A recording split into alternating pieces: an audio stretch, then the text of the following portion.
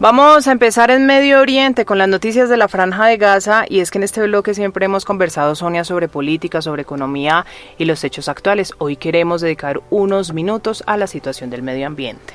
Sí, Eliana, y es que fíjese en una cosa, según una evaluación publicada en el mes de junio por el Programa de las Naciones Unidas para el Medio Ambiente, la guerra en Gaza ha generado impactos medioambientales sin precedentes. Dicho informe revela que la población gazatí enfrenta una rápida escalada en la contaminación del suelo, el agua y el aire, además de riesgos de daños irreversibles en los ecosistemas naturales de la región. El agua y el saneamiento se han colapsado, las infraestructuras críticas siguen diezmadas, las zonas costeras, el suelo y los ecosistemas se han visto gravemente afectados. Todo ello está perjudicando profundamente la salud de las personas, la seguridad alimentaria y la resiliencia en Gaza, fueron algunas de las conclusiones de este informe. Además, la falta de gestión de las aguas residuales lleva a problemas de salud relacionados con el contacto directo con el agua contaminada y la contaminación en general del medio ambiente, por supuesto repercutiendo en la salud de los ciudadanos. Se calcula que el conflicto a junio de este año había dejado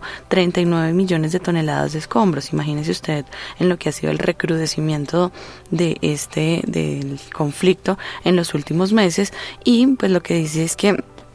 más o menos por metro cuadrado en la Franja de Gaza hay ahora más de 107 kilogramos de escombros. Esto es más de 5 veces la cantidad de escombros generados por el conflicto de 2017 en Irak. Hace algunos años se anunció desde las Naciones Unidas el desarrollo de un proyecto que buscaba la restauración de la Reserva Natural de Wadi en Gaza, un proyecto de 3 fases que comenzaría su apuesta en 2021. Vamos a hablar sobre este tema también y con nuestro invitado.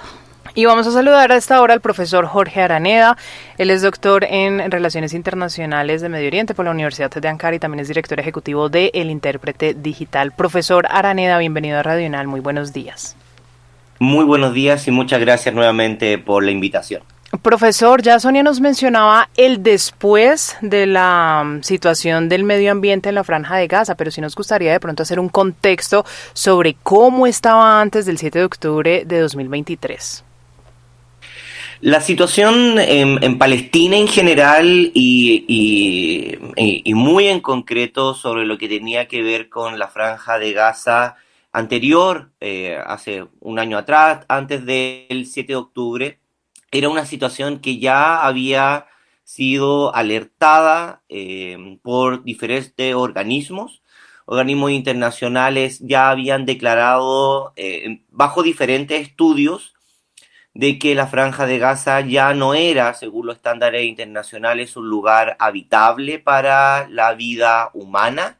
De hecho, era tanta la situación crítica que se vivía que habían organismos que ya habían declarado que incluso la vida no humana en los hábitats ya no tenían un sistema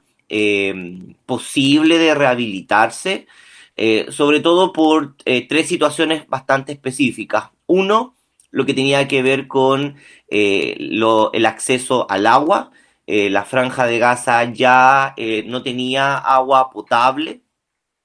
Aproximadamente se calculaba que se recibía unos 3 a 10 litros de agua por persona, pero esta agua provenía de aproximadamente unas 15 plantas que hacían ingresar agua potable a la Franja de Gaza, de las cuales lamentablemente ya no existe ninguna actualmente. Todas fueron destruidas, bombardeadas y tienen daño de forma directa o indirecta. Eso por una parte. Por otra parte, lo que tenía que ver con, y que ya lo mencionaba muy bien, con los residuos humanos, no humanos, pero también residuos médicos y sobre todo lo que había sido los diferentes bombardeos desde la década de los 2000 hacia adelante. Cada 4 años se realizaba bombardeos extensos o específicos sobre la Franja de Gaza, lo cual dejaba también algo que todavía es muy difícil de calcular, porque no ha podido ingresar técnicos o especialistas a la Franja de Gaza por obvias razones, No sabemos cuántos son los residuos de orden militar, como bombas no activadas, fósforo blanco, prohibido lógicamente por el derecho internacional, y también otros tipos de residuos militares que lógicamente podrían constituir una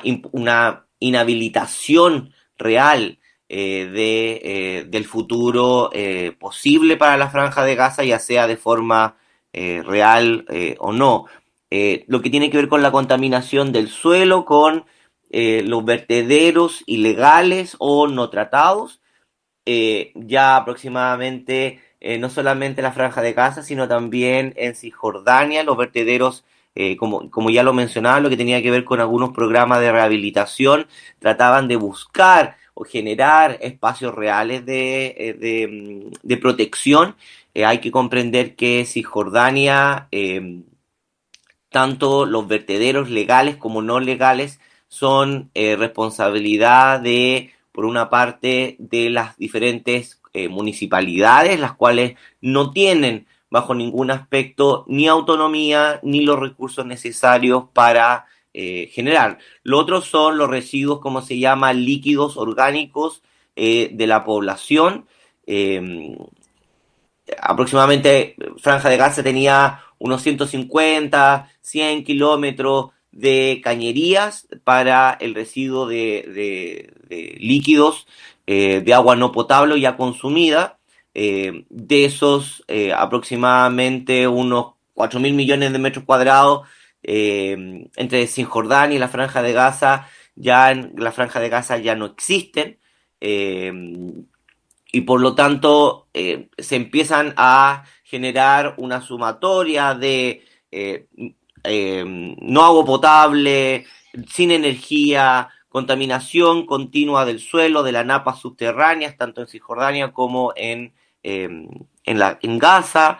contaminación sólida o líquida de residuos humanos, lo que tiene que ver con los residuos de los hospitales que fueron bombardeados, por lo tanto generaron lógicamente un efecto en cadena sobre la población, en tanto de que los residuos médicos y material médico ha quedado disperso por la zona. También lo que tiene que ver con que algo que no se habla mucho pero preocupa, lo que tiene que ver con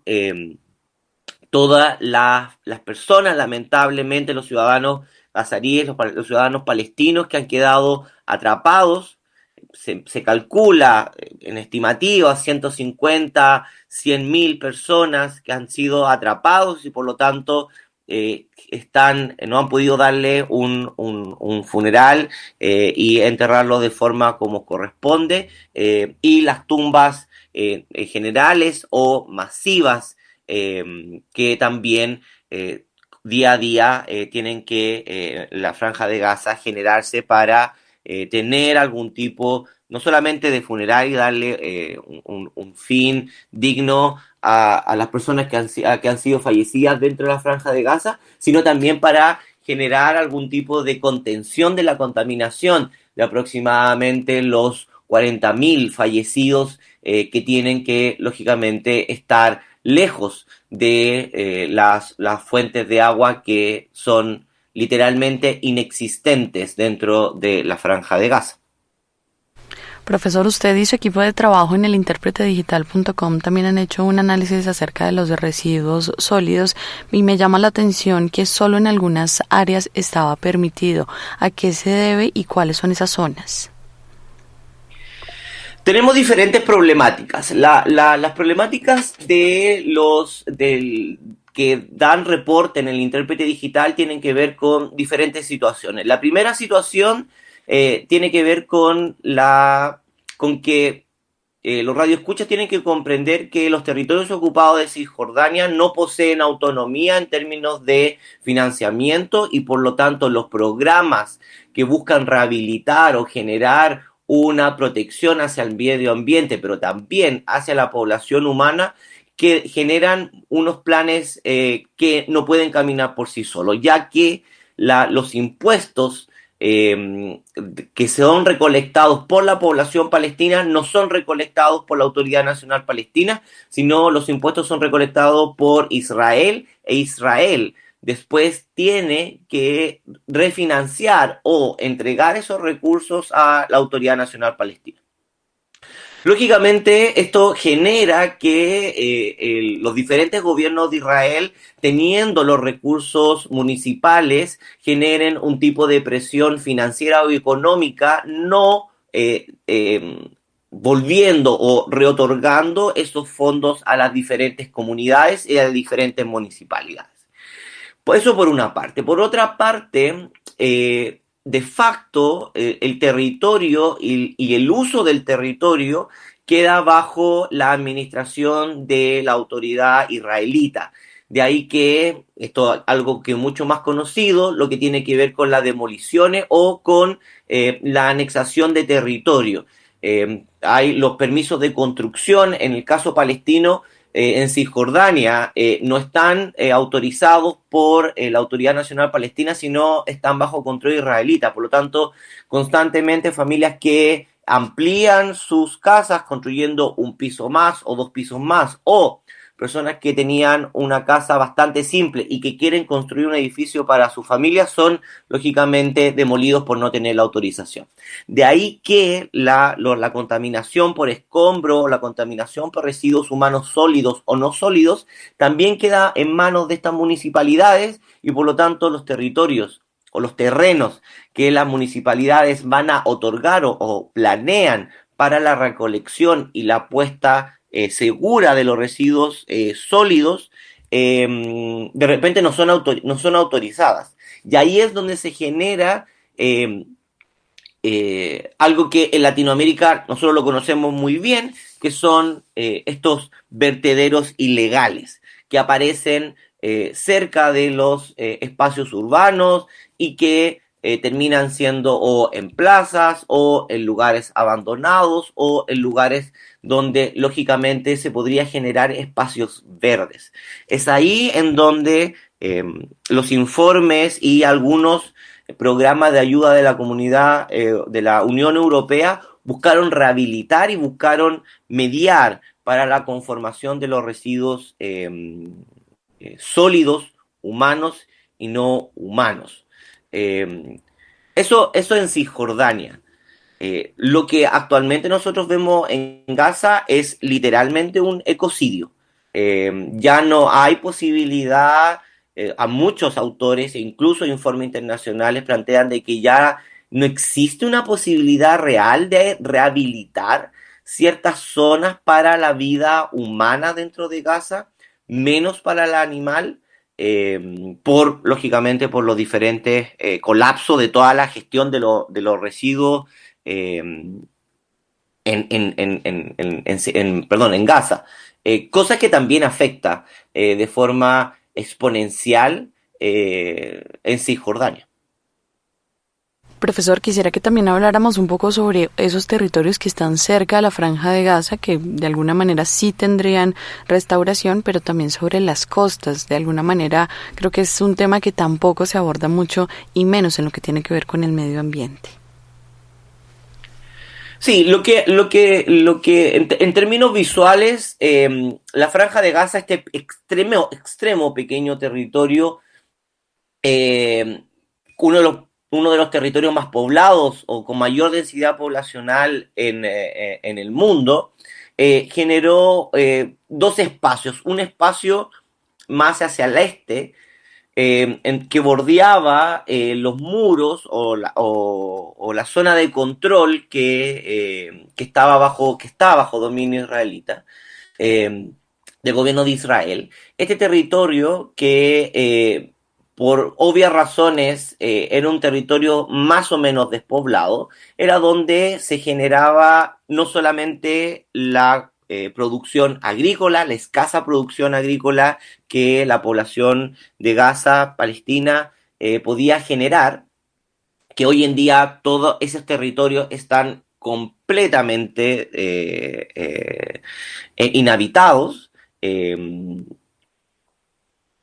Aproximadamente de lo que era la cantidad de territorio utilizado para bienes agrícolas, aproximadamente el 80% de ese territorio está completamente destruido, pero también ese territorio esos terrenos se ocupaban para otra cosa, para la mantención o para la contención de los residuos sólidos. Eh,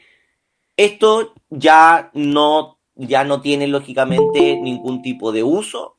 dado que no existen caminos habilitados por la destrucción masiva. El 80% de toda la construcción civil en Gaza está completamente inhabilitada, por lo tanto los caminos no se pueden utilizar, los programas de contención de residuos sólidos y no sólidos ya no tienen ningún tipo de viabilidad, y por lo tanto esos territorios sí podrían ser rehabilitados, que eran territorios o eran terrenos de uso agrícola, eh, siempre y cuando se pueda determinar si este ecocidio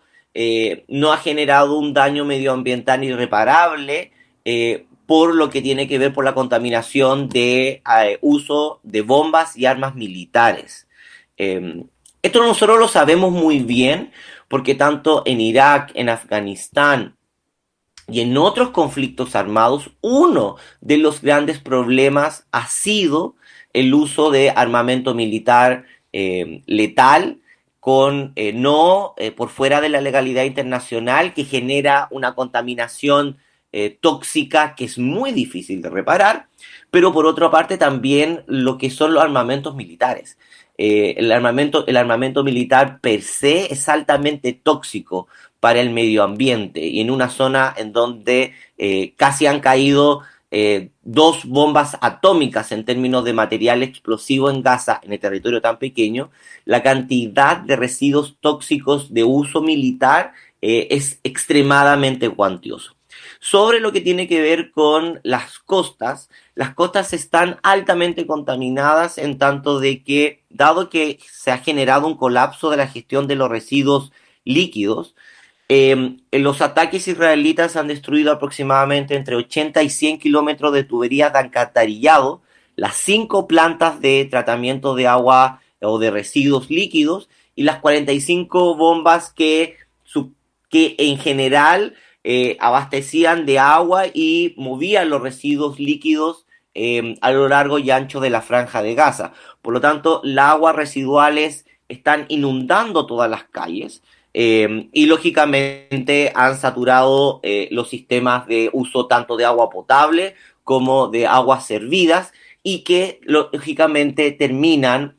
por un efecto de desplazamiento en las playas y en las costas de la franja de Gaza. Por lo tanto, todos los residuos humanos, animales, de contaminación y que hace colapsar lógicamente los territorios,